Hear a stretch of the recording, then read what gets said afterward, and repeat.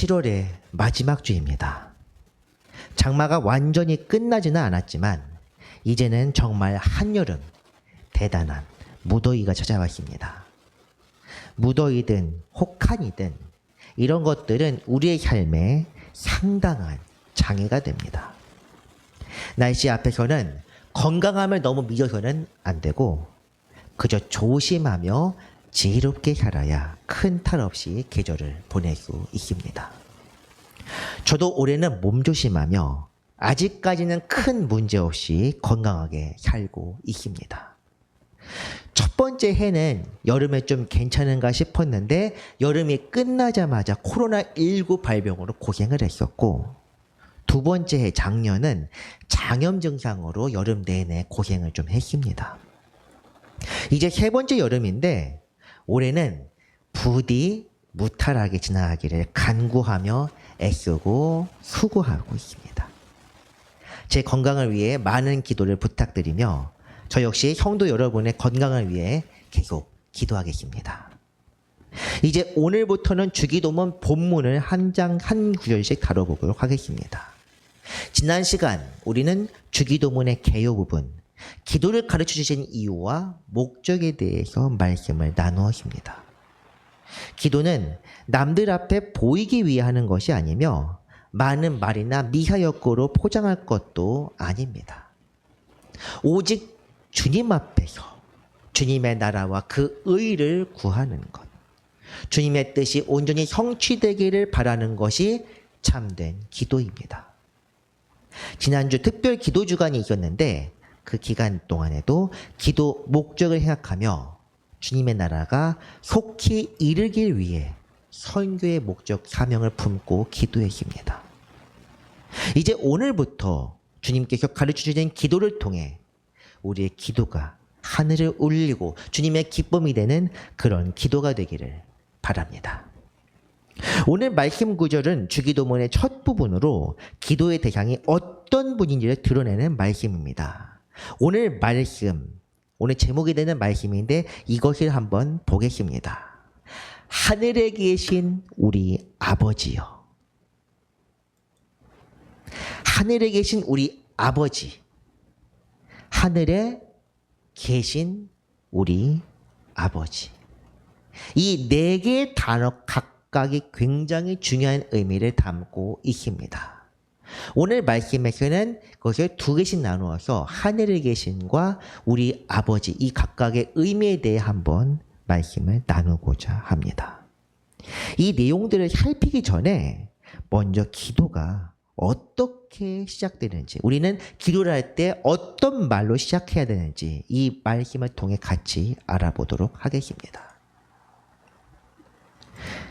하나님은 어떤 분입니까? 하나님께서는 인간의 삶의 태초부터 지금까지 그 영광을 계속해서 드러내셨습니다. 놀라운 것은 하나님께서 처음 인간에게 자신의 영광을 드러내신 것은 아브라함 때부터입니다. 그때부터 그분은 당신 자신의 이름을 다양하게 소개하고 계십니다. 처음 아브라함에게 나타나실 때는 이렇게 말씀하셨습니다. 창세기서 말씀입니다.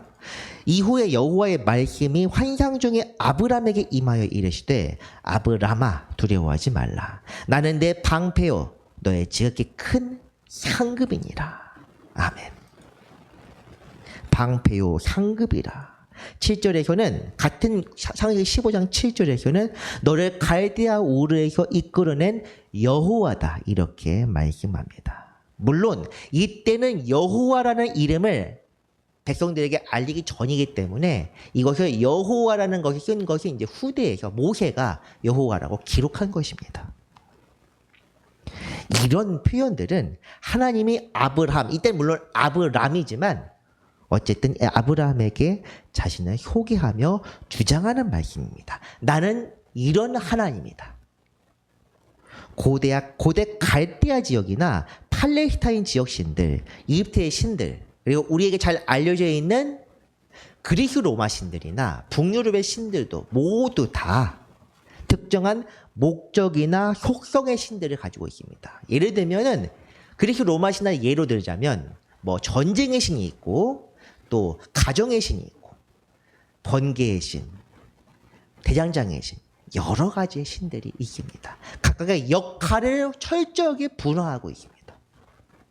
그리고 그 역할 이외의 것은 터치하지 않고 서로 참견하지도 않습니다.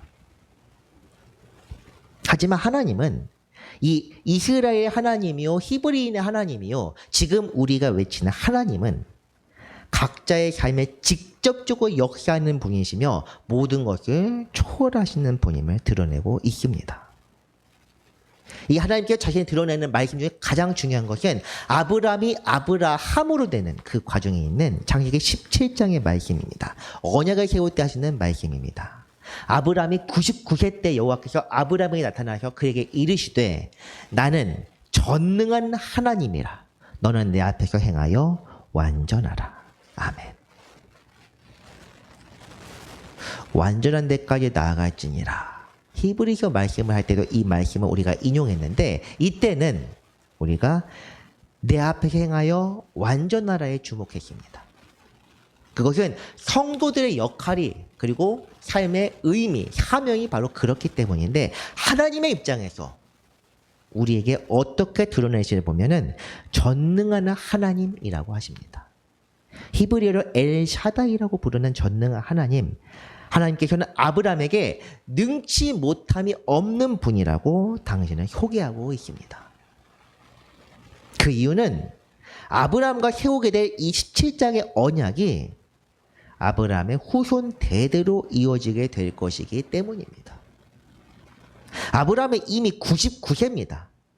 이 말씀에 나와 있으면 99세, 사라는 89세입니다. 물론 그때 당시가 지금과 조금 수명이 다르긴 하지만 아브라함이 180여 년을 살았던 걸 생각하면 지금보다 한 2배로 계산하면 되겠습니다. 그렇다고 하더라도 거의 50세입니다. 아직 저는 40대이긴 하지만 50이 넘어갔는데 아이를 낳는다는 거 쉬운 일은 아닙니다. 그리고 이거 단순히 반을 쪼갤 문제가 아니라 노년기가 조금 더 긴 경우가 많습니다. 그렇기 때문에 이미 아무리 넉넉하게 잡아도 60, 70대 되면은 아이를 생산하는 기능이 이제 서서히 사라질 때입니다. 그런데 심지어 100세인데 어떻게 그렇게 할 수 있겠습니까?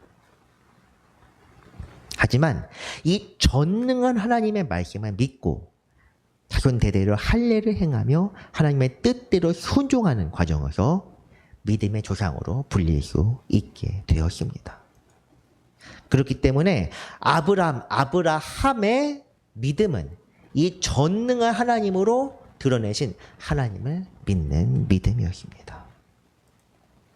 이후에도 하나님은 계속해서 야곱에게도 전능한 하나님으로 나타나십니다. 창세기 35장에 나와 있습니다.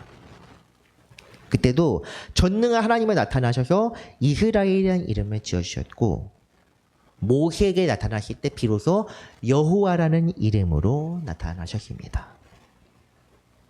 이처럼 하나님께서 사람에게 영광을 드러내시는 것은 사람이 하나님을 믿고 따를 때 그분이 어떤 분인지 어떤 분을 믿어야 하는지에 대해서 하나님 스스로가 우리에게 먼저 알려주신다는 것입니다.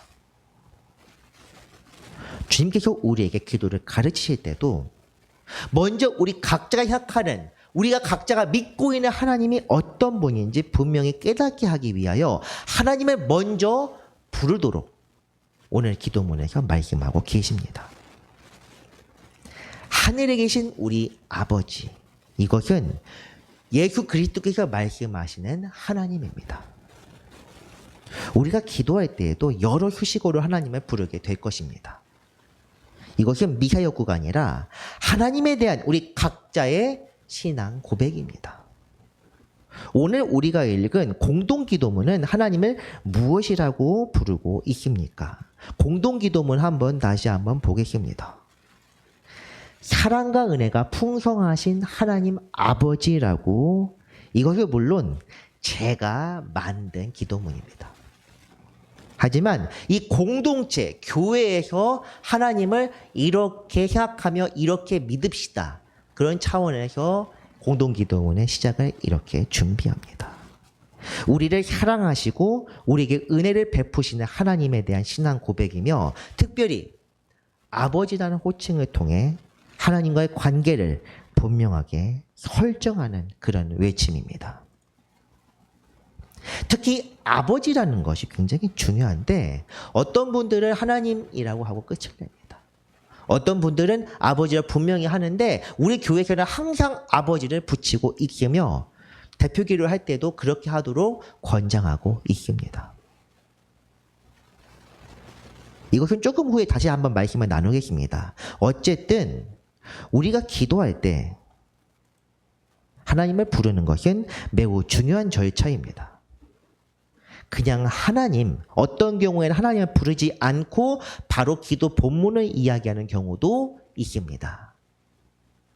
우리에게 은혜를 베푸소서. 이 시간 주님께 나아갑니다. 이렇게 하는 기도 많이 들었습니다. 이것은 정확한 의미에서 기도라고 할 수는 없습니다. 그래서 우리 교회에서는 심지어 축복 기도를 할 때에도 제가 먼저 하나님을 먼저 부르고 그 다음에 축도를 합니다. 왜 그러느냐? 우리가 하나님의 이름을 부르면서 우리 자신이 하나님은 항상 우리를 들으십니다. 그런데 우리의 영이 하나님께 주목할 수 있게 되는 것입니다. 물론 시편에 나오는 대부분의 말씀도 기도문이요 신앙 고백에는 거기 하나님의 이름을 부르는 경우는 거의 없습니다. 그래서 주님께서는 시편보다 나중에 기록된 이 주님의 말씀 주기도문은 우리에게 분명한 기도를 가르쳐주고 계십니다. 어떻게 해야 하느냐? 하나님의 이름을 부르면서 하나님이 어떤 분인지 내가 지금 누구에게 기도하고 있는지를 분명히 알고 생각하라. 이것은 기도에 우리의 영에 깊이 몰입하는 중요한 과정이라는 것을 기억하시기 바랍니다. 그러면 오늘 말씀에서 주님께서는 어떤 하나님을 말씀하고 있습니까? 먼저 하늘에 계신 이것을 생각해 보겠습니다. 하늘은 무엇입니까? 지금이야 하늘이란 개념을 우리가 사전적으로 정의를 할 때는 지구의 성층권, 즉 대기권을 가리킵니다. 이때 당시에는 하늘을 땅 위의 세계, 곧 우주 전체로 이해하고 있습니다. 천궁이라는 표현으로도 사용하십니다. 하나님이 하늘에 계시다는 것. 천궁은 하늘 천자에다 다할궁, 즉 다함이 없는 전체 세계를 이야기하는 것입니다. 그 하나님이 하늘에 계시다는 것은 높은 곳에서 우리를 내려다보시며 세상 전체를 주관한다는 뜻에 담고 있습니다. 시편에서도 광대하시고 능력이 다함이 없는 전능한 분임을 강조할 때 하늘의 하나님이라고 표현을 종종 하곤 합니다. 대표적으로 시편 136편 같은 경우 시편 136편 1절부터 26절까지 하나님께 감사하라 그 인자하심의 영원함이로다 하면서 여러 가지 구체적인 내용들을 이야기합니다. 광야에서 이렇게 하신 하나님, 옥과 시온을 죽인 하나님, 우리를 인도하신 하나님, 물을 내신 하나님, 많은 하나님을 이야기하는데 마지막 절은 이렇게 끝납니다. 하늘의 하나님께 감사하라 그 인자하심이 영원함이로다. 모든 것이 포괄하는 것이 바로 하늘의 하나님입니다. 전능하시고 모든 것을 아시는 분, 모든 것을 듣고 볼 수 있는 분, 이것이 바로 하늘에 계신 하나님이라는 의미입니다. 나아가 하늘은 불가해한 영역, 다시 말해 인간이 이해할 수 없는 것들을 가리키는 표현이기도 합니다. 지금은 물론 우리가 자연 현상들에 대해서 번개나 비, 우박과 눈에 대해 원인과 작용을 사전적으로 찾아보면 어느 정도 나와 있습니다. 하지만 옛날에는 하늘에서 내리는 자연 현상을 기이한 하나님의 영역으로 알고 있었습니다. 하늘에 계신 하나님은 세상을 주관하시고 필요한 비를 내리시며 번개와 내성으로 그분의 광대한 능력을 드러내시는 분입니다. 그리고 우리가 과학에 대해 조금 이야기하자면 자연 현상에 대해서 우리가 그 원인이나 그 작용에 대해서는 어느 정도 알 수 있지만 사실 지금도 우리가 예측할 수 없는 자연현상들이 굉장히 많습니다. 이 지구나 우주에 지금 일어난 작용들, 이런 것들이 어떻게 생겨나시며 어떻게 지금 이런 것들이 있을 수 있는지에 대해서는 아직 우리가 알 수 없습니다. 바다의 깊은 곳, 우주의 생명체, 그리고 우주가 지금 어떤 식으로 작용하는지 이런 것들에 대해서 우리는 그저 추측할 뿐이지 정확하게 알지 못합니다. 하늘의 하나님을 부르는 것. 이것은 옛날 미개한 시절에 하나님의 하나님, 그냥 불확정성의 어떤 존재를 부르는 것이 아니라 우리 자신의 연약함과 무지함을 인정하면서 이 온 세상을 창조하시고 주관하신 분을 믿고 그분 앞에 무릎 꿇어 경배하는 것입니다. 우리는 그런 주님을 부르며 주님께 의지합니다. 그 거룩하신 은혜, 전능하신 능력을 오늘 우리 삶에 드러내 보여주옵소서. 그 은혜로 우리를 살게 하시고 만물을 효성하게 하소서. 이것을 드러내는 것이 바로 하늘의 하나님, 전능하신 하나님을 부르는 것에서 시작합니다. 영국의 시인 로버트 브라우닝은 피파의 노래라는 그런 시에서 이렇게 말했습니다. 하나님은 하늘에 계시고 세상은 평안하도다. 이것은 시인이 아름다운 봄 경관을 바라보며 남긴 감탄의 표현입니다. 이 세상을 주관하시는 하나님께서 세상 위에서 바라보고 계시는 것. 주님의 창조 세계와 피조물들이 각자의 역할을 다하며 사명을 다하며 충성할 때, 그리고 그 창조자가 이것을 주관할 때, 이것이야말로 아름답고 평화로운 세상이라고 시인은 말하고 있습니다. 시인이 이 시를 지을 때 어떤 성경 말씀을 참고했는지는 모르지만 성경에서도 하나님의 거룩하신 역사에 대해 기록한 구절이 있습니다. 하박국서 말씀입니다. 오직 여호와는 그 성전에 계시니 온 땅은 그 앞에서 잠잠할지니라 하시니라. 아멘. 성전에 계시다는 것, 성전이란 또한 무엇입니까? 예루살렘에 있는 성전과 제단뿐 아니라 지금 우리가 있는 이 부활생명교회의 교회 예배당, 그것이 전부가 아닙니다. 우리가 주님을 모셔드릴 때 우리의 몸과 우리의 삶이 곧 성전입니다. 하나님이 성전에 계시고 하나님이 우리 삶에 역사하시면 그 무엇도 우리의 삶을 방해하거나 빼앗을 수 없습니다. 마귀의 권세가 세상을 뒤엎고 큰 나라가 일어나 분란과 전쟁을 일으킨다고 해도 그들이 믿는 것은 사라져갈 것들이요, 아무 능력이 없는 것들에 불과합니다. 하나님께서 역사하시면 세상은 그 앞에서 잠잠할 수밖에 없습니다. 하박국 말씀 2장은 바로 이 주제를 기록한 것들입니다. 그래서 우리는 하늘에 계신 전능하신 창조자, 오늘도 우리를 주관하시는 위대하신 분을 하나님으로 믿고 섬깁니다. 그것이 바로 하늘에 계신 하나님, 곧 전능하신 하나님입니다. 그런데 주님께서는 거기에 더하여 그 하나님이 우리와 깊은 관계를 지금 맺고 있는 분임을 보여주십니다. 그것이 바로 우리 아버지입니다. 과거 시편에서는 우리가 조금 전에 읽었던 시편 136편만 봐도 하늘의 하나님께 감사, 하늘의 하나님으로 끝이 납니다. 그런데 하늘에 계신 하나님이 아니라 하늘에 계신 우리 아버지입니다.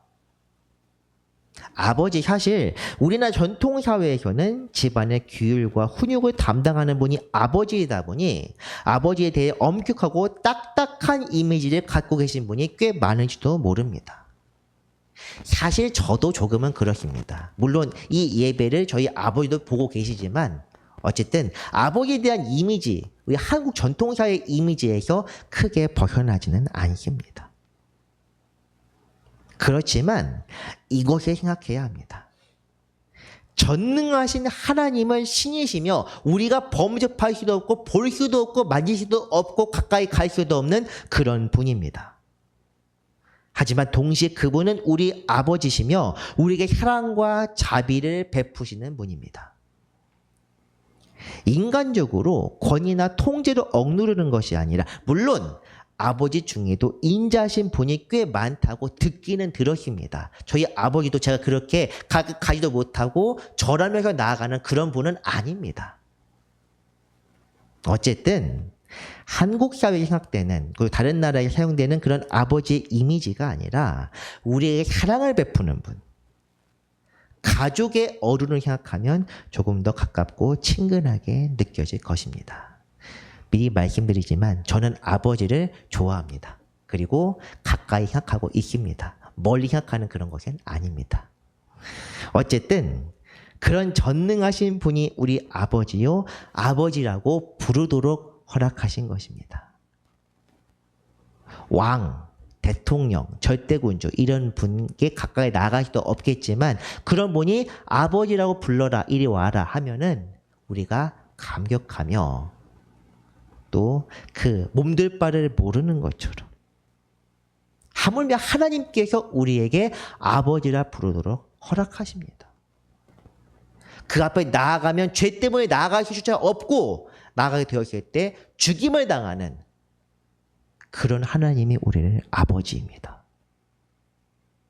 우리를 자녀 삼으시고 우리에게 아들과 같은 권리와 권세를 누리도록 하셨다는 것, 이것이 아버지라는 말에 담긴 속뜻입니다.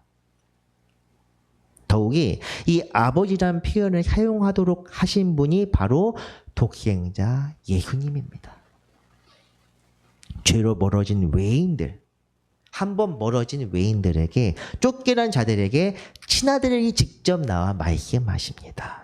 너희를 용서하시고 하나님께 너희를 다시 받아들여 양자로 삼아 주셨다. 너희는 내 아버지의 자녀요 내 형제 자매다. 이처럼 은혜롭고 귀한 말씀이 더 어디에 있겠습니까? 우리 아버지, 특히 우리라는 표현을 사용하는 것도 주목할 만한 부분입니다. 한국 사회에서는 사실 운이라는 표현이 굉장히 흔합니다. 우리 집, 우리 학교, 우리 집안, 우리 모임.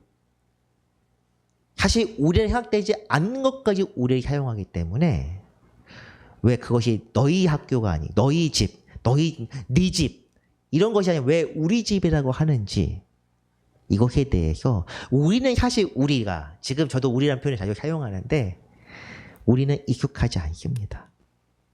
하지만 중동이나 서구 사회에서는 나와 너 그리고 우리를 엄격하게 구분하는 이런 사회입니다.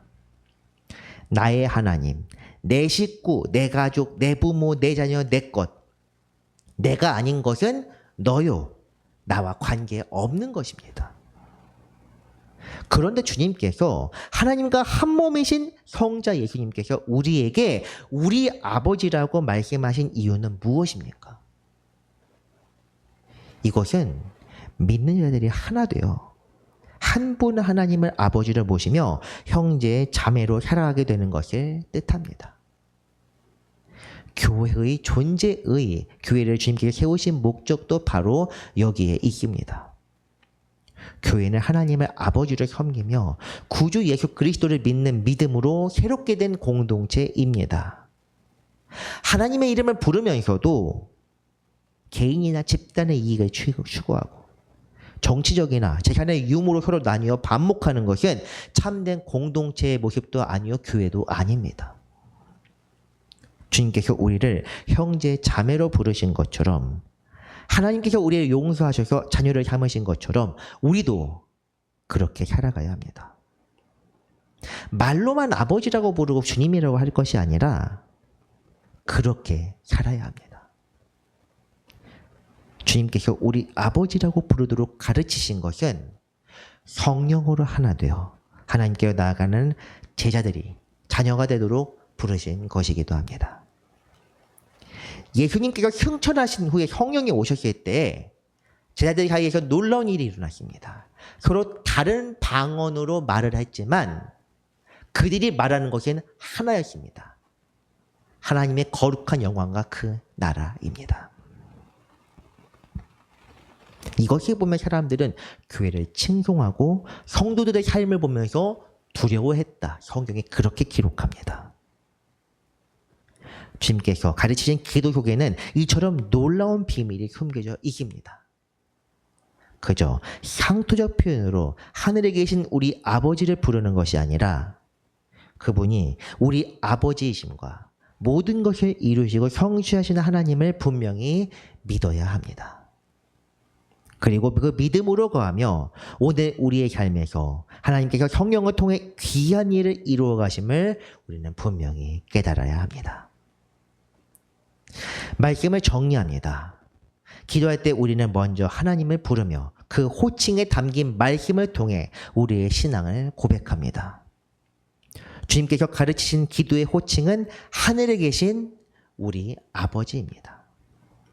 하늘에 계시며 만유를 주관하시고 모든 것을 통치하시는 전능하신 분이 죄에 빠져 주님을 배반한 우리를 용서하시고 자녀 삼아 주신 분이라는 뜻입니다. 우리는 이 말씀을 통해 우리가 섬겨야 할 분, 우리가 믿어야 할 분의 크신 사랑과 은혜를 알 수 있습니다. 이런 분을 인격적으로 만나고 성령을 새롭게 되어 오늘도 우리 삶의 주인으로 모셔드리는 모든 성도 되시기를 간절히 바랍니다. 기도하겠습니다. 은혜로우신 하나님 아버지 감사드립니다. 오늘 우리가 아버지의 이름을 부르며 그 크신 은혜와 사랑을 생각할 때 감사밖에 드릴 것이 없습니다. 우리를 자녀 삼아주신 크신 사랑을 잊지 않게 하시고 자녀로서 제자로서 날마다 살게 하여 주옵소서. 성령 안에서 기쁨과 감사가 언제나 넘치게 하시고 주님의 뜻대로 살아가며 주께서 기뻐하시는 일을 되도록 날마다 기도하게 하여 주옵소서. 이 시간 함께 하시기를 바라며 거룩하신 예수 그리스도의 이름으로 기도합니다. 아멘.